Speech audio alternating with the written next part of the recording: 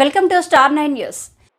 విజయనగరం జిల్లా రాజా మండలం స్థానిక అమ్మవారి కాలనీలో గల శ్రీరామ మందిరంలో శ్రీరామనవమి వేడుకల్లో భాగంగా రాములవారి కళ్యాణం కన్నుల పండగగా జరిగింది. భక్తులు పెద్ద ఎత్తున పాల్గొని స్వామివారిని దర్శించుకుని తీర్థ ప్రసాదాలు స్వీకరించారు. కళ్యాణ తలంబ్రాలను శిరస్సున జల్లుకున్నారు. ఈ సందర్భంగా ఏర్పాటు చేసిన అన్న వితరణ కార్యక్రమంలో భక్తులు పాల్గొన్నారు. అనంతరం అర్చక స్వామి రామకృష్ణ శ్రీరామనవమి విశిష్టతలు వివరించారు. ఆలయ కమిటీ సభ్యులు మరియు ఆదర్శ్ నగర్ కాలనీ, అమ్మవారి కాలనీ ప్రజలు పాల్గొన్నారు. రాముడు దేవుడుగా పూజింపబడ్డానికి తండ్రిమాట జగదాటని తల్లిదండ్రులను దేవుడుగా చూసుకునేవాడు. అంటే అప్పుడు సృష్టి నడవడి సవ్యంగా సరళంగా సజావుగా ఉంటుందనేది ఈ దైవత్వానికి ఒక నమ్మకం. అంటే ఈ భూమి మీద ఎక్కడైనా దేవుడు మనం చూసామా లేదంటే మనసు ఆత్మతో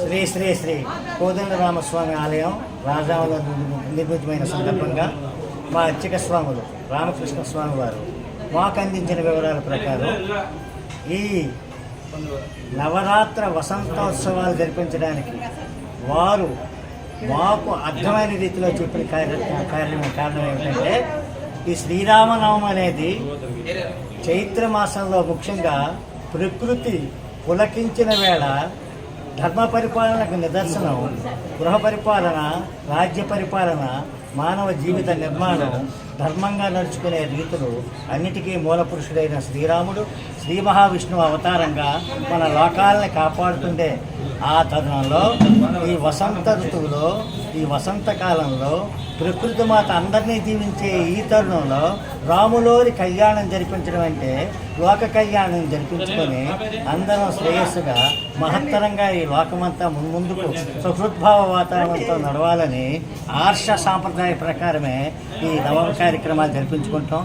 దీనికి ఆధ్యాత్మిక కార్యక్రమాలు అనేకం ఉండొచ్చు, కానీ అందరికీ అర్థమైన రీతిలో ఈ కార్యక్రమం అర్థం ఇదని మా అర్చక స్వాములు వారు రామకృష్ణ స్వామి వారు మాకు వివరించారు.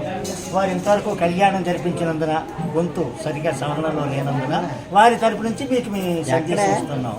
మా కార్యక్రమం చాలా శాస్త్ర పద్ధతిలో దిట్ముక్కులుగా ఇక్కడ నడిపించిన మా స్వాముల వారు అందరూ నిజంగా ఈ భక్తిభావంతో మా భక్తులందరూ పులకించేటట్టు నడిపించారు.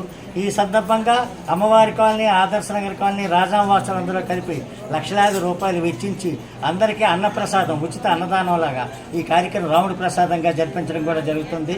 కనీసం 3-4 వేల మంది వచ్చి ఈ ప్రసాద వితరణలో పాల్గొంటారని, అలాగే మా అర్చక స్వాముల వారి ఈ 9 రోజులు ఉదయం సాయంకాలం ఆ రాముల వారి ధ్యాసలోనే భక్తులందరూ ఉండేటట్టు ఏర్పాట్లు చేశారు. అనేక విధాలైన కుంకుమార్చనలు, పూజా కార్యక్రమాలు, పాలాభిషేకాలు చేశారు.